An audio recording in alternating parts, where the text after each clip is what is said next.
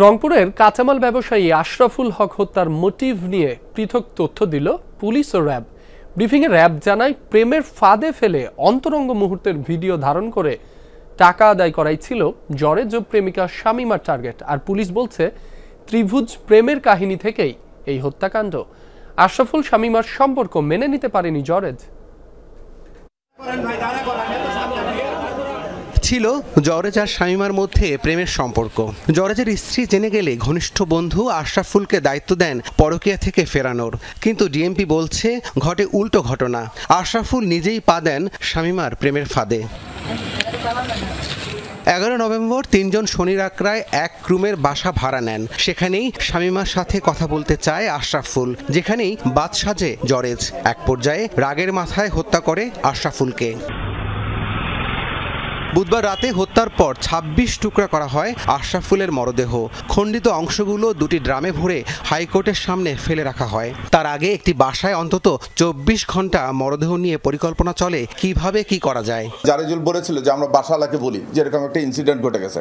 মহিলা বলছে যে না, বাসাওয়ালাকে বলা যাবে না, আমরা ডিসপোজ অফ করব। ডিবির হাতে গ্রেফতারের পর নিহতের বন্ধু জরেজের মুখ থেকেই বেরিয়ে এসেছে নৃশংসতার বর্ণনা। আশরাফুলকে আমরা কমলার জুসের ভিতরে ঘুমের ট্যাবলেট দিয়ে ঘুমায় পাড়ায় দেবো, যাতে আমরা বেশিক্ষণ, সে গভীর ঘুমে ঘুমলে আমরা বেশিক্ষণ শারীরিকভাবে মিলিত হতে পারি। এই পরিকল্পনা অনুযায়ী তারা মালটা নিয়ে আসে, মালটা জুস করে আশরাফুলকে এই জুসের ভিতরে ঘুমের ট্যাবলেট দিয়ে খাওয়াই দেয়। কিন্তু আশরাফুল ঘুমায় না, বারবার শামীমার সান্নিধ্যে যেতে চেষ্টা করে, যেটা জারেজুলও বাধা দেয়। জারেজুল বাধা দেওয়ার এক পর্যায়ে তাদের ভিতর তর্কাতর্কি হয়। গেল রাতে কুমিল্লা থেকে গ্রেফতার করা হয় শামীমাকে। উদ্ধার করা হয়েছে বেশ কিছু আলামত। একান্ত সময় কাটায়, তখন জরেজ বাইরে হতে ভিডিও ধারণ করে থাকে এবং উক্ত ভিডিও আপনাদের সামনে যে মোবাইল আমরা জব্দ করেছি তাতে আমরা পাই, এবং ওই অশ্লীল ভিডিওগুলো ধারণ করে সে পরবর্তীতে ব্ল্যাকমেইলিংয়ের একটা চেষ্টা করে বলে আমরা বুঝতে পারি। সংস্থাটি জানিয়েছে, 2 সন্তানের জননী সৌদি প্রবাসীর স্ত্রী শামীমার সঙ্গে জরেজের বিবাহ বহির্ভূত সম্পর্কের কথা জানার পরও আশরাফুলও জড়িয়ে পড়েন এই ফাঁদে। যা টের পেয়ে মালয়েশিয়া প্রবাসী জরেজের টার্গেট ছিল হানি ট্র্যাপের।